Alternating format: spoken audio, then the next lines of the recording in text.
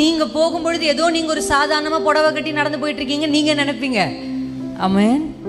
உங்களுக்குள்ள கர்த்தருடைய பிரசன்னம் இருந்தா நீங்க வரும்போது கடல் கண்டு விலகும். அல்லேலூயா.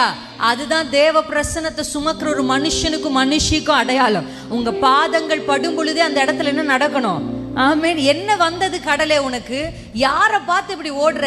நான் ஒன்றும் உங்களை பார்த்தெல்லாம் ஓடலை. உங்க நடுவுல ஒரு கர்த்தர் எழுந்தருளி இருக்கிறார், அவரை பார்த்து நான் ஓடுறேன். ஹல்லேலூயா. யோர்தானே, யாரை பார்த்து நீ பின்னிட்டு திரும்புற? ஐயோ, கர்த்தருடைய பிரசன்னத்தை சுமக்கிற ஆசாரியர்களுடைய பாதங்கள் பட்ட உடனே இந்த யோர்தான் பின்னிட்டு திரும்புது. ஹல்லேலூயா. உங்க வாழ்க்கையில உங்களுக்கு முன்பாக நின்று உங்களோடு போராடி பேசி உங்களை மனமடி வாக்குகிற மனுஷருக்கு முன்னாடி போய் நீங்க எப்படி தெரியுமா நிக்கணும்? கர்த்தருடைய பிரசன்னத்தை சுமந்தவர்களா நிக்கணும். நான் அதான் சொன்னேன், ஏலா பள்ளத்தாக்குக்கு கர்த்தருடைய பிரசன்னத்தை சுமக்கிற தாவீது வர வரைக்கும் தான் கோலியாத்து கெர்ஜித்து கொண்டிருக்க முடியும்.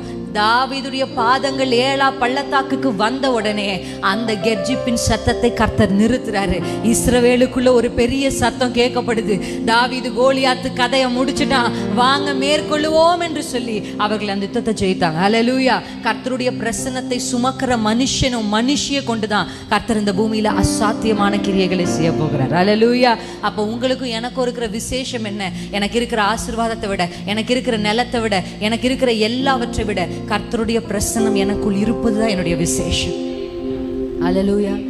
இந்த பிரசன்னத்தை சுமந்து நீங்க உங்க வீட்டுக்குள்ள போனா அந்த பிரச்சனையை பார்த்து நீங்க பேசலாம் தைரியமா. You can challenge.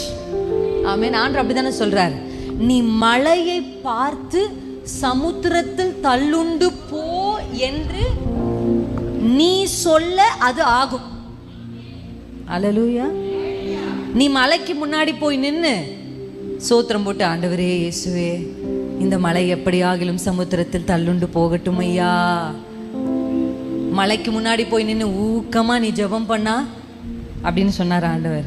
ரொம்ப தெளிவா ஆண்டவர் சொல்லிட்டாரப்பா, நீ பேச வேண்டியது மலை கிட்ட. நல்லா தெரிஞ்சுக்கோங்க, உங்க வார்த்தைகள் தான் முதல்ல உங்க சிந்தை, அடுத்து உங்க வார்த்தை, அடுத்து உங்க செய்கை. அல்லேலூயா.